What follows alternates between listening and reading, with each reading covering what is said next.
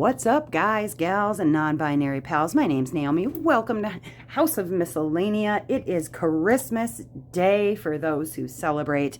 I am recording this on Christmas Eve, and 'twas the night before Christmas, and all through the house I'm diamond painting, and Dustin's playing some video games. The kids are upstairs doing whatever they're doing, and the older daughter, Aurora, is out having some Christmas fun with her boyfriend and his family. So it's going to be an interesting one. There may be sounds you don't normally hear. We're going to get through it, all right? It's going to be fine. I hope that wherever you're at right now, you are having a safe and happy holiday. By the time that this is going on, I should be over at my in-laws having my own little Crimbus fun with them. So, you know, I hope that you and yours are having a safe and happy holiday, as it were. Let me get into my tools that I am using. I've got a pen here from Bistro Blanks / Bistro Exclusives LLC. This is the Mizuchira pen that they made for me. It is a lava pen. It's a nice chunky pen. Here, let me shake it up. There we go. Ooh, it's so pretty. They did a beautiful job on this, and it's nice and thick, so I'm going to use this. In my pen, in the single placer side, is Ghost from Diamond Painting Daily. If you're looking for them, they are on Etsy. That is the symbol you're going to look for. Ghost is basically like a glue dot that you create yourself out of the liquid. It starts out white, and then as it dries, it becomes solid and goes clear. Also, I have Putty Crocker's Drunk Cupid, because it's a chocolate scent, and I needed to have some chocolate in my life, all right? I've got my tray here from Flowa Designs, and it is a beautiful one. It's actually for Mary Morales 2024. I love this tray. It's beautiful, and I keep it nearby along with this pen from Flowa Designs, which I also keep loaded with Ghosts in the multi-placer side and in the single placer side for my ABs, because, you know, it's handy. I've got my tray here from Firefly. I love Firefly. You can go to fireflyda.com. This one is the Switch Mini Max in white. I will have hopefully my event tray very soon, but this one is, and it's also a Switch Mini Max. This one has a removable lid, a removable trash tray, along with a little hole in the top here where you can put your pen so it doesn't roll off on you, which is very handy. And then it's got an open and close pour spout, which I think is part of my favorite, because then when you put your diamonds in here, they don't, you know, go down the spout, right? I've also got my Fairies Oracle for Tarot that I'll be reading a little bit later on to give us something to take us into the new year, because that'll be the next time I see you, will be next year. The painting that I am working on, you've actually not seen this on anything yet. I just started it yesterday, and it is Purity from Diamond Art Club. She's a square 55.8 by 70.7, and it's by Enamorte Purity. It's a beautiful kit. I absolutely love it, and I've enjoyed the square, or the row that I've finished already. So, all right, without further ado, y'all, let's get into it. So, Christmas, you guys. I've always been a big fan of the season, right? Mostly for my kids, because I worked very hard as a parent to make sure that my kids believed in Santa as long as humanly possible, or at the very least, if they didn't, you know, I worked very hard in keeping my end up until both of my kids were, you know, older. I wanted to keep the magic going for as long as I could. Unfortunately, like, it was like the whole Santa thing was spoiled for me pretty early on. My mom made the mistake of asking me to get something from her car and out of the trunk, and forgot that she had the presents in there. So yeah, that was not a great way to find out. I think I was maybe 8 or 9, And yeah. So I wanted to make sure that with my kids, that was not a thing, that I kept it going as long as I could. Uh, and the tradition always was, because, there's always kids around, kids awake, what have you. So I would wait until usually Christmas Eve tonight to wrap gifts. And, you could call it procrastination if you want to. I call it tradition. So after I film this WIP and chat, I will be, wrapping the gifts and making sure that Santa gets here in enough time for Christmas. And I told my kids, the first time you tell me that you don't believe is when you stop getting Christmas presents.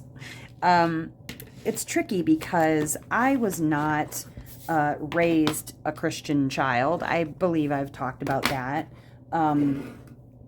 So, calling it Christmas, I've always celebrated at that time with my kids because I didn't want them to feel left out or whatever. And I've also never really put my spiritual beliefs or my faith on my kids. I've always felt like that is a very personal thing, and that each person is responsible for deciding for themselves what they would like to believe in a spiritual way.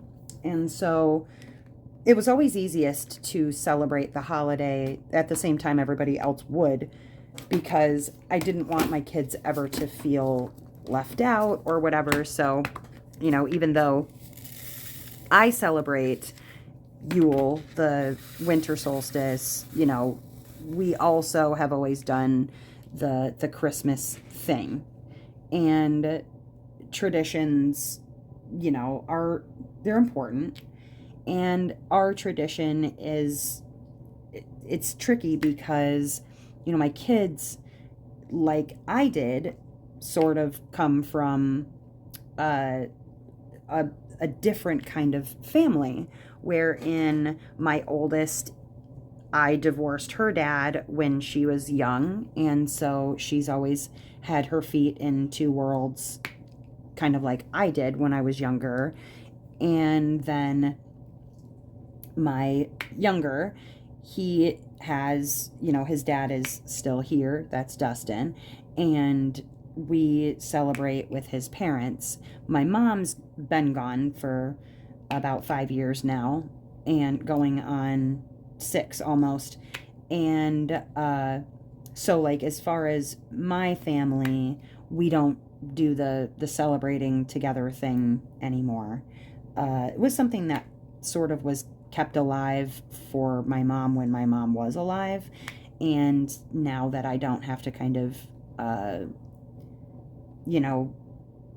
follow those same pretenses anymore and try to make nice just to make my mom happy, I don't.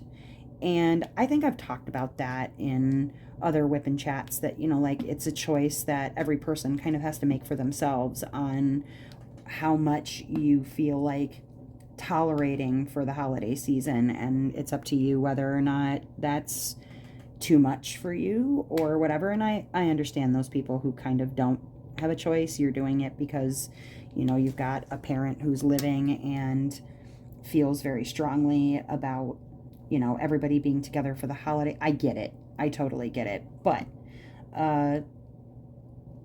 Christmas has always kind of been a really stressful time of year, and now that I don't have those stresses, it's actually been kind of nice. One thing as far as tradition goes, I used to, when the kids were little, I would read them the night before Christmas. We would have this white elephant party, Christmas party for our friends, winter holiday party, whatever you want to call it. And we would do a white elephant, and it was always supposed to be something funny. I remember one year so we did a zombie themed, apocalypse Christmas. And so everybody that brought white elephant gifts, they were supposed to be sort of apocalyptic themed. I think, we even had somebody who, maybe it was Dustin, put together like essentially a prepper's like first aid kit or whatever.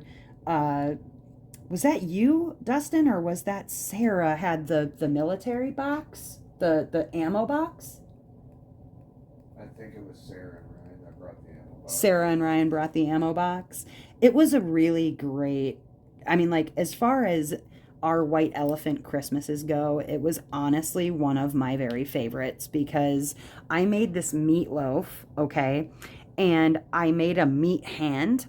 So I took the regular meatloaf recipe, I shaped it into like a hand on a pan where it was like cut off at the wrist, and I put cheese over top of it, and I put like onion where the fingernails should be, and put it in the oven and cooked it. One, it was a delicious meatloaf. I have to say, like, I had never made a meatloaf before that, but meat hand was my first attempt at a meatloaf. And one, it was delicious. Two, it looked like a burnt crispy hand, like a dead burnt crispy hand. And that went over really, really well at the party. I made these magnets. In fact, I think I still have one, but it's faded as hell. Like fridge magnets. But I took comic book, like from, just kind of cheapy dime store comics or whatever. And I cut out scenes, right? Like zombie scenes or whatever. And I made fridge magnets for everybody. And, with gold marker, I wrote on the back, like our apocalypse Christmas, and everybody did a white elephant that was apocalypse themed. And one, like, thinking back on it, it was a lot of fun, and I miss those times only because that was back when, we had friends over all the time playing D&D and or, card games, whatever. But we also, like, I like to host a party. It's stressful, but I do like to host a party. And it was nice to get the friends together because, a lot of us would rather be with our friends than our families on Christmas. And really, your friends are like the family that you choose. And so it sucks because a lot of those people that were at that party, like, I don't even keep in contact with anymore. And so that's kind of a bummer, but it was a really great time. And so if you're one of those people, you like to entertain, or, you like to get together with people during the holidays, highly recommend one, doing a white elephant, which, like, everybody brings some sort of a gift, and you can decide if you want it to be like a gag gift like we did. Well, kind of a gag gift, but a serious gag gift. Or you can decide if you want it to be, something a little more serious or whatever. But having a themed Christmas party with themed white elephant gifts was definitely the right call. I'm trying to think of other like Christmas parties or parties that we did when we were living in our first place, and that one is the one that like really pops out in my head because it was something that I spent so much prep time on, and we really just had a good time. But that was when we were both still in our 20s. I feel like, when you're younger like that, you tend to put in more effort when it comes to hanging out with your friends or whatever. Even though we were new parents, in that, my youngest was small at the time, you do try to put in, I feel like, a little more effort to hanging out with your friends than maybe you do when you're in your 30s and 40s. It feels like, the older you get, the more you become focused on working or focused on just your own home life stuff, and you tend to lose touch, I feel like, with some of those people. And honestly, like, my sobriety journey probably had a lot to do with that as well. Like, I did a little bit more entertaining, I feel like, when I was not in a great space. And I think I'm a little more selfish maybe with my time now than I was then. I was really just burning it at both ends, doing too much all of the time. And then, of course, working takes all of your free time, especially the type of work that I was doing when COVID happened, and I was sort of just forced to think about work and work only. So I do miss those entertaining times. I don't really have contact with any of those particular people, but maybe who knows, in the future, if we come up with a group of people that we don't hate being around, we could do another party type situation. But I've really enjoyed more of the quiet. I feel like we both have. Like, going out to the bar, what was that, a few weeks back, whenever that was, it definitely brought into sharp focus, like, one, why we don't go out anymore, and two, like, I feel like I don't have maybe the patience for it that I did when, one, I was also drinking, and two, when I was much younger. I mean, I'm not like an elder person by any stretch of the imagination. I'm just about to my mid 40s, and so, I'm not a senior citizen or anything, but I definitely feel there's a lot of value in just having quiet moments at home. And there's not that deep dark need to feel important and to feel like, I don't know, the life of the party or the center of attention or whatever. I'm enjoying these, like, quieter times, I guess. Am I maybe turning into a little bit too much of a recluse? Yeah, maybe. Could be. But some of those, like, traditions are not as important anymore.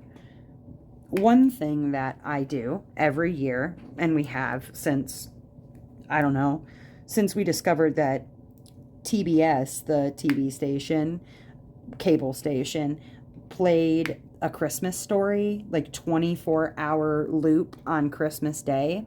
That became one of our family's traditions, where we put on A Christmas Story, like, the minute that we get up and we're going to do our, like, unwrapping of gifts or whatever, we put on A Christmas Story and just kind of put it on repeat on the DVD, like, for the whole day. Speaking of, I'm going to need to find that to make sure that we have it ready for in the morning. Other, like, holiday movies that I feel like I have to watch every year, Just Friends, which is on Hulu right now. What is it? Love Actually is another one that I enjoy watching during the holidays. And I know it doesn't hold up anymore. I know there's a lot of problematic things in it, but listen, 20 years ago when the movie came out, like, many of those things were not issues like they are now. And I feel like much of it does still kind of stand up to the test of time. I feel like the movie is really good at showing kind of all aspects of love. It talks about family love. It talks about unrequited love. It talks about, lost love. It talks about grown-up love and kid love, and it's just it's a wonderful, like, kind of feel good movie. And I don't know, I'm not like a huge fan of rom-coms or whatever, but it's one of the ones that I do enjoy watching during the holidays. uh Tell me in the comments, like, what are some of your holiday must-see movies? What do you have on the list? Just Friends is a movie that has Ryan Reynolds in it, and I adore it. But that's because he's my boyfriend. Um, and like I said, Love Actually is another one. I was asking my kids, like, when you get older, what are your go-to kind of like holiday tradition movies gonna be? I have a feeling that probably Christmas Story will end up working its way into both my kids' like Christmas lexicons, just because it's been tradition for all of us. But my daughter had said that Elf was one that she likes to watch, and that'd probably end up being one of her holiday movies. I thought about, you know, Nightmare Before Christmas is tricky because it, I mean, yes, it's a Christmas movie. It's kind of a Halloween movie. It's one of those ones for the emo kids. So, there's that one you could throw into your list of movies. Uh, I'm trying to think of other ones that we've filtered in. Help me out, Dustin. What am I missing? What other Christmas movies have we? Maybe we could add Home Alone to our roster at some point. I keep seeing it show up on various things. I was never really like a National Lampoons person. He's by the park. What was that? He's by the park. Okay. I'm playing the record around people entering and exiting the house game, and the dogs barking and or the noises. So if this is a little bit all over the place, it's yeah, it's Christmas Eve and the house is busy like it gets sometimes. But yeah, I've adopted several movies into the roster, but definitely Love Actually and Just Friends are the two that and then of course A Christmas Story on Christmas Day on loop for a full 24 hours. Those are the ones that they definitely stick out as far as a Christmas tradition goes. And no regrets. Although I did see that in 2022, they made like an honest to goodness sequel to the Christmas Story movie, where like Ralphie goes back to his home and takes his kids through his Christmas traditions. I haven't watched it yet.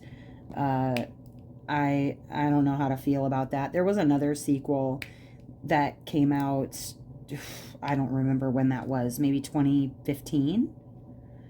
It was terrible. It was really, really bad. It was like supposedly Ralphie when he's in his teenage years or something, or a young adult. I don't remember. All I remember was that it was really bad. Really, really bad movie. And we watched it over at Dustin's parents' house, and it was just a disaster. It was a complete disaster.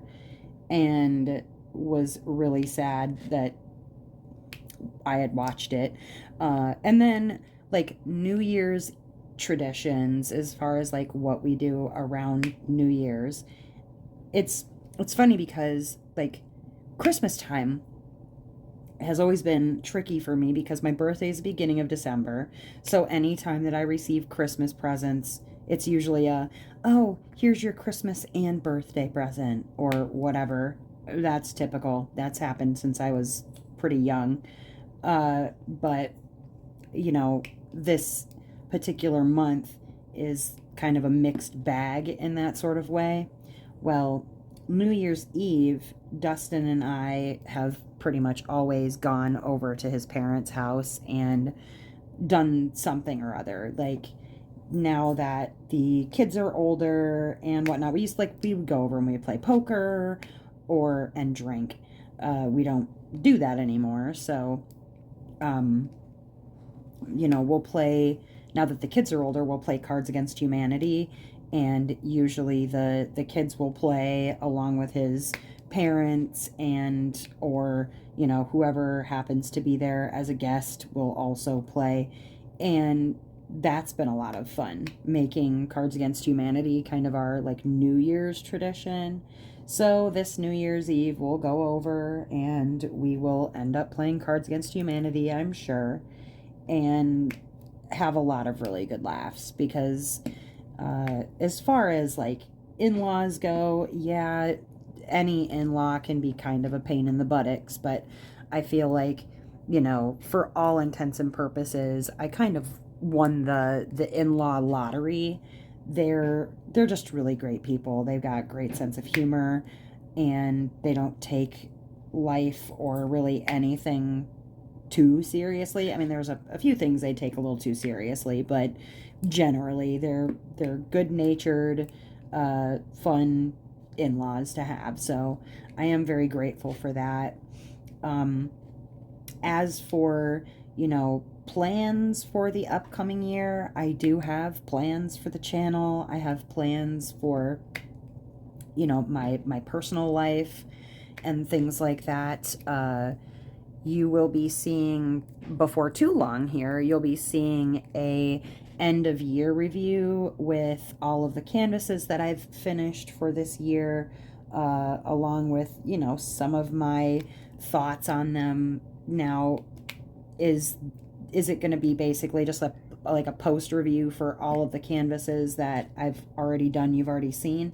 No, because there's actually quite a few canvases in there that you have not seen, that either I haven't done post reviews for, or I started prior to the channel. So, it'll definitely be one worth watching. I need to add the couple of canvases that I have finished since filming the first part of it, and then people asked me to add my works in progress to that particular video. So I do have to add a little bit more to filming, and then that'll be going out along with, I've got a bunch of sponsor spotlights and other Mary Morales content that has to be edited and then put up. So, you're about to see a lot of content coming your way for the new year, and it should be pretty great. I'm really looking forward to 2025. I didn't feel like 2024 was any particular dumpster fire or anything like that. I know some people, maybe didn't have a great go of it, but because it was an even year, I have always felt like even years tend to be pretty even for me. They tend to be pretty even keeled and not too many issues, whereas for whatever reason, the odd years, those always tend to get a little funky. So I'm gonna, kind of batten down the hatches and wait for the other shoe to drop, because that just seems to be how it goes with odd years for me, at least in a personal sort of way. I'm really grateful this year for just all of the positives that have come out of the year. And I really can't complain about all of the ways in which I am very fortunate. So, there is that. But as we are getting to the halfway point, you guys, I would love to grab the tarot cards. I've already shuffled them up, and let's see what our thought for the rest of this year is, right, going into the new year, and see what maybe we have in store for next year. So let me cover this up while I grab the card. the card stack in the book, which is over here. And like I said, I've already shuffled them. So the card on top is the card that's our card, right? Now, this is the Fairies Oracle by Brian Froud and text by Jessica Macbeth. Brian Froud did the artwork for The Labyrinth, the movie The Labyrinth. And so the cards themselves, the art should kind of look familiar. They remind you of the little puppets in a labyrinth. Then they should, because they are. All right, let's see what our card is and get our thought. Oh, it's upside down. Arvel Parrot. Is he not adorable? I don't know what's happening there, but it looks like he's pointing at his throat. So I'm guessing it's going to have something to do with speaking our truth, maybe?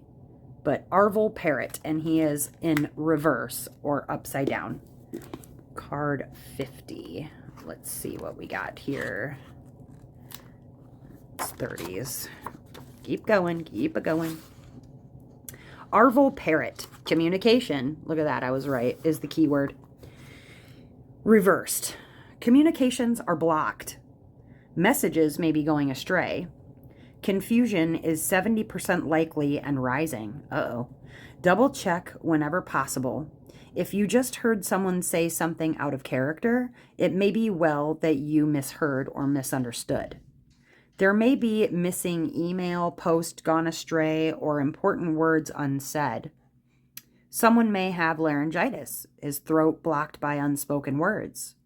Useful information held in silence benefits no one and may harm the situation. Man, oh man. You know, I can relate to this because there's probably some, you know, communication in that I need to do a little bit better job with. I'm not certain that it necessarily has any like specific bearing in like my day-to-day life, but definitely will be watching for those miscommunications. I know I spoke a little bit last week about how I'm kind of staying out of things for my own good because I tend to put my foot in my mouth and overstep. And, you know, maybe there's more communication around that needs to happen. Just like kind of letting people know where I stand and whatnot in case there are hard feelings. Because it's very possible that, you know, they don't watch my WIP and chats. It's likely that, you know, there's not a lot of people that watch my WIP and chats. It's just like a select few of you who like listening and learning. So I'm okay. I will take that under advisement. But as it is a special kind of time of year, I'm gonna draw a second card like I do sometimes to get a little bit more information. So the first one was communication, reversed, Arvel Parrot. Let's see what our next one is. The Singer of Intuition. I like these singer cards because you can kind of interpret them to be whatever. It could be a ball of light or it could be a figure of light. But let's see what the Singer of Intuition has to say further on the matter. Number 7. Let's see. Singer of Intuition. Perceptiveness, oracular powers, awareness, and trust. In a reading, the presence of the Singer of Intuition indicates that information is available to us if we will just listen to our own inner knowing. Perhaps we've already heard it and still doubt our subtle senses. The singer says this is the time to really listen to our intuition. What are our feelings, hunches, or intuitions about this situation? It is desirable that we should seek solitude, meditate, and practice stillness and patience. This is the time for inward focus, a time to open the inner door to intuition. There are lots of ins in this sentence because important answers are to be found within ourselves. The presence of this singer in a card spread radiates special illumination and insight on the other cards around it.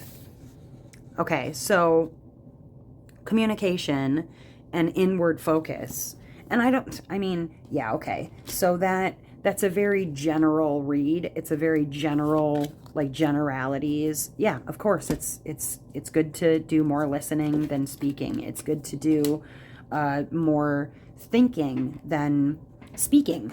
And I am horrible at it. I've mentioned I'm terrible at it.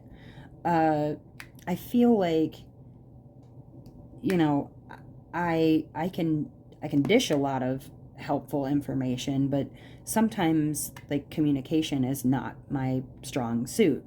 And so I guess when it comes to communication, if there's something that you're kind of keeping to yourself because maybe you're worried that, like me, you're just going to put your foot in it, or you're going to make the situation worse.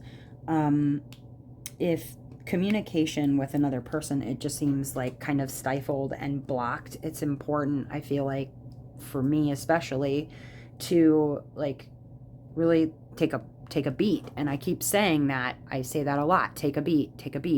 Like, just take a pause, take a breath.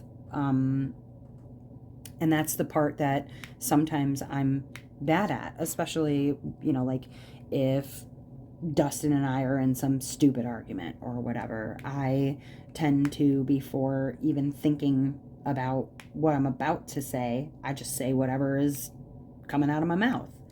And often, as you can imagine, it does not make the situation better. It makes it worse. So I feel like I've grown quite a bit, especially since sobriety, with maybe not saying the first thing that pops into my head to say out loud, because oftentimes that thing that is right there is not nice.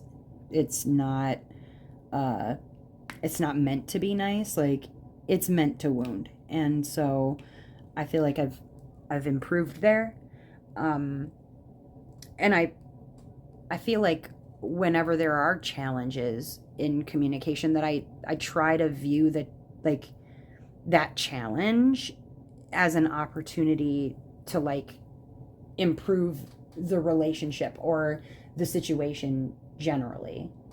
I feel like also there's a lot to be said for when there is, like, this huge communication breakdown.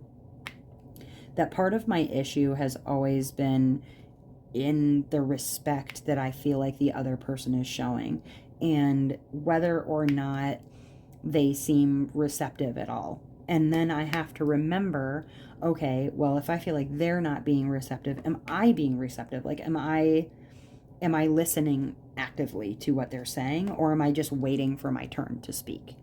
And I've been guilty plenty of times on just waiting for my turn to speak instead of listening actively and focus on what the other person is actually trying to say to me.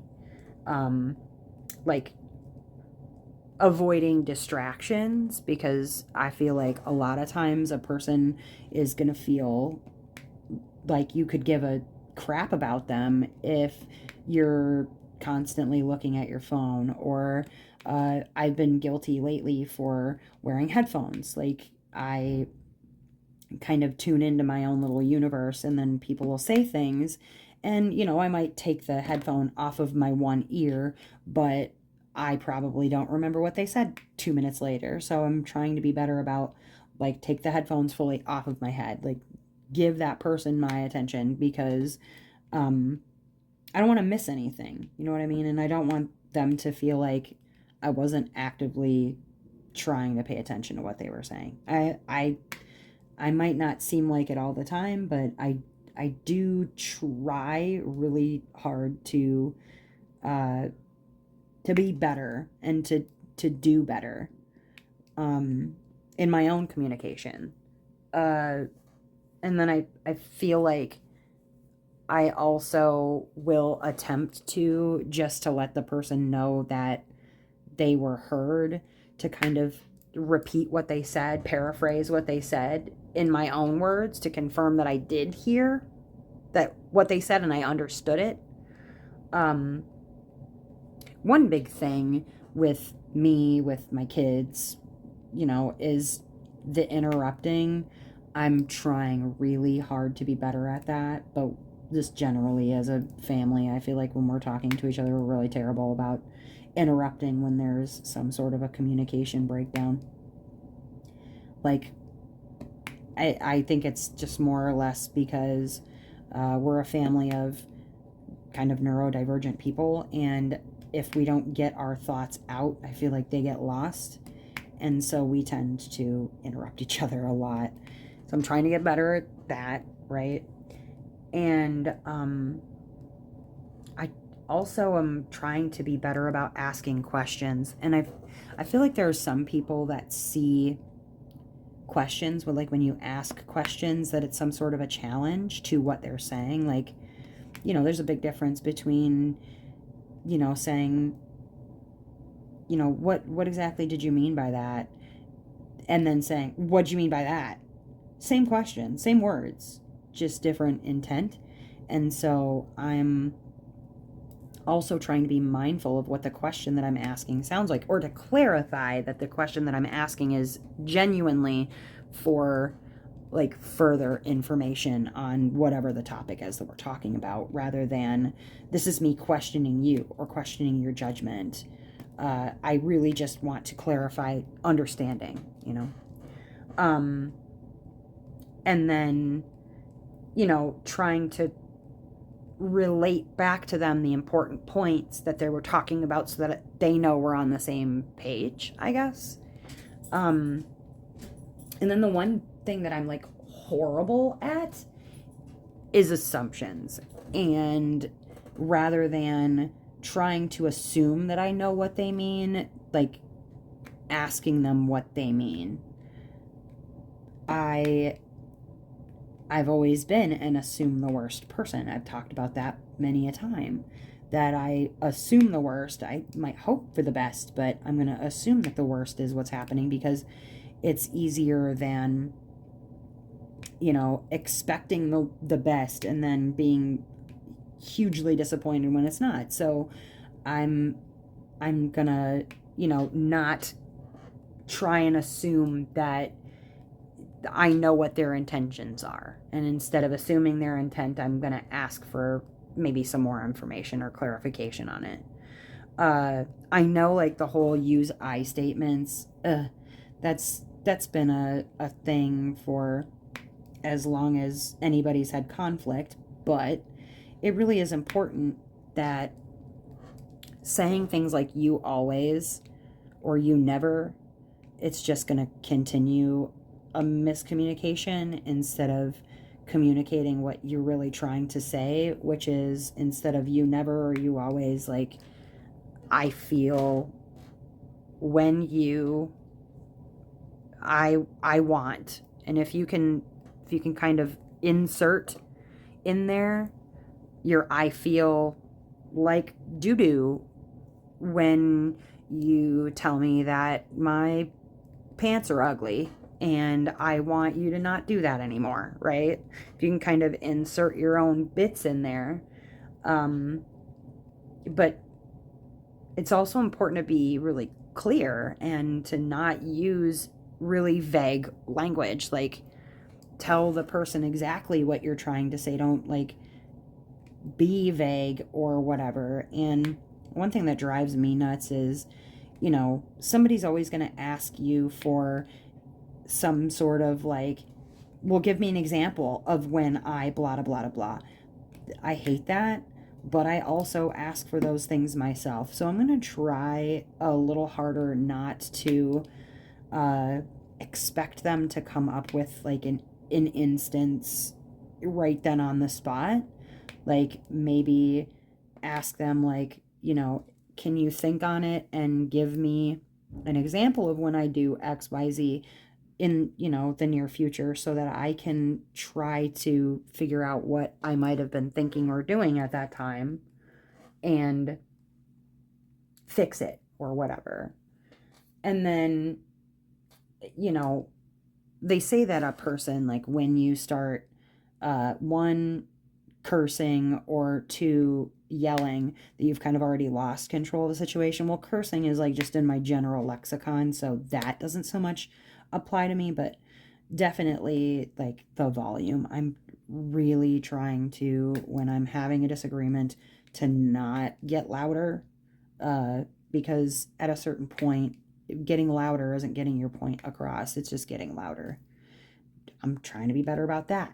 And so maybe, 2025 will be filled with a little less miscommunication if I can just keep my volume down and keep my cool, and then whenever there is a misunderstanding, trying to stay on some common ground and figure out the ways in which we're looking for the same thing instead of looking at the differences. And sometimes, like, letting a person walk away, I know it doesn't always feel right, like the right thing to do. Like, some people adopt this never go to bed angry ideal, and holy crap, sometimes you just got to go to bed angry.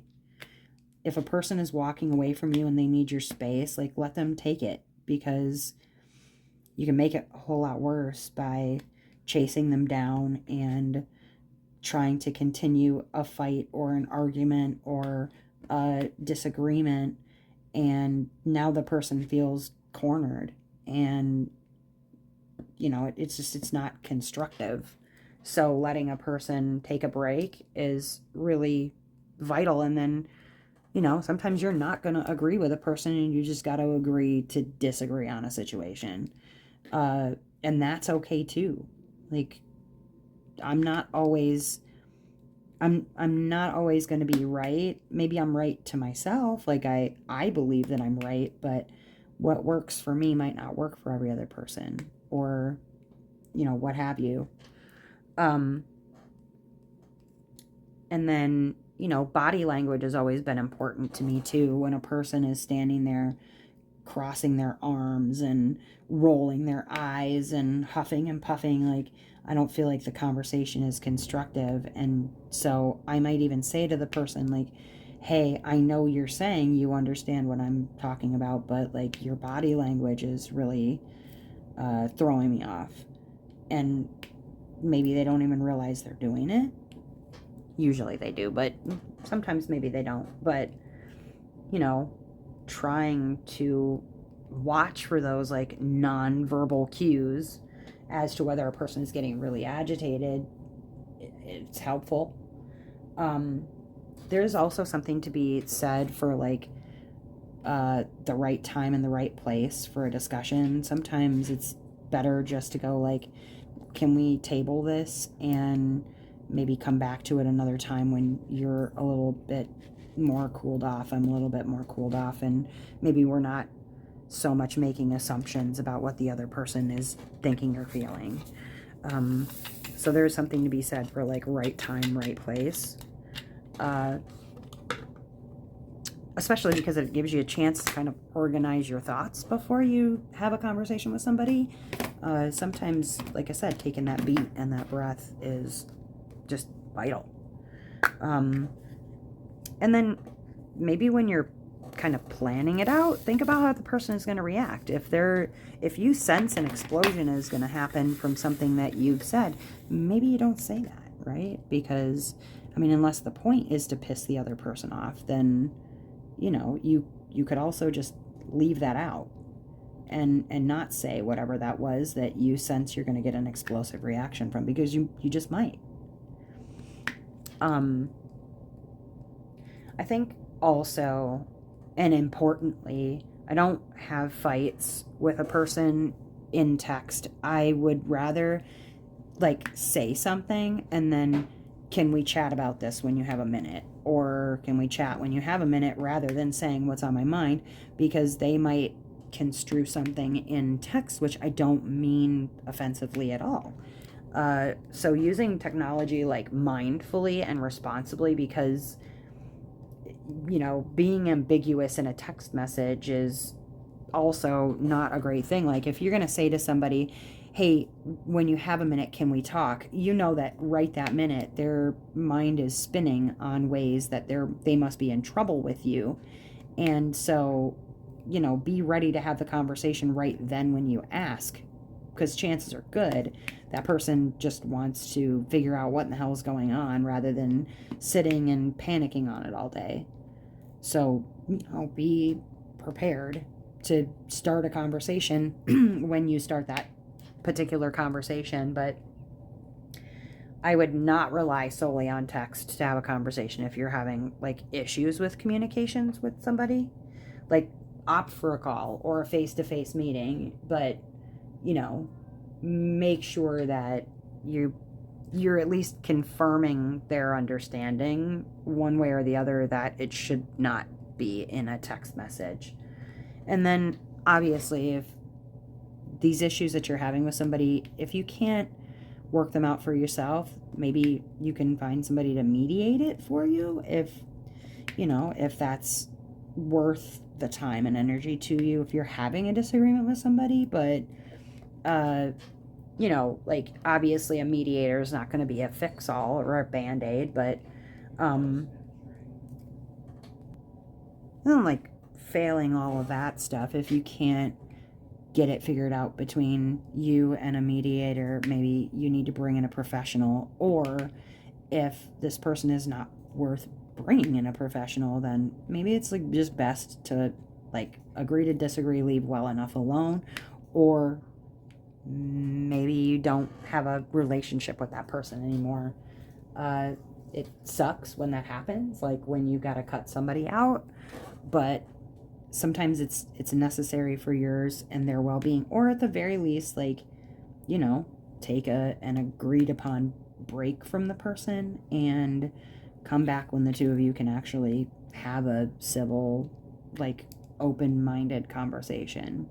Because there's like 3 questions that I ask myself when it comes to anything that I feel like I need to say, and that's, does this need to be said? Does this need to be said by me? And does this need to be said by me right now? And if I can't answer all 3 yeses, then maybe it doesn't need to be said by me or by me right now. You know what I mean? But I don't know. I am no expert on communication, and I mess up as often as I get it right. So take all of that with like a grain of salt, obviously. But I would like to move into 2025 just generally having more open and better communication with people. And, if somebody feels like I'm maybe not doing the best of jobs, that hopefully they would come out and be upfront and honest with me and let me know that that's not the case or whatever. But all that being said, you guys, I hope that whatever goals you have coming up for this year, that you meet those goals, and that you have really great, healthy relationships with people, and especially a great and healthy relationship with yourself. I want to thank you guys for hanging out with me this year as I've been, newer on my YouTube adventure. I feel like I'm like 9 months in now, not quite at a year, but we're getting there. And, none of it would be possible if it wasn't for you guys hitting that subscribe button, liking the videos, commenting on your thoughts, and, sharing your time with me. I, again, hope that you guys are right now having a safe, healthy, and happy holiday, and that when I see you again in 2025, that you will be well on your way to a wonderful adventure. So from my home, my family, to yours, like I said, I wish you all the best. I hope that wherever you are in this great, big, beautiful world, that you are having a phenomenal morning, evening, or afternoon on Crimbus, whatever time it is, wherever you are. Don't forget to keep an eye out at midnight. Well, technically tomorrow, but tonight when you're watching this, I will be on the crafting for the holiday Christmas premiere, and you'll catch me like moving into Boxing Day, so I will be on that live chat if you want to chat with me. Otherwise, I will catch you on the next one, you guys. I'll talk to you again real soon. Bye-bye.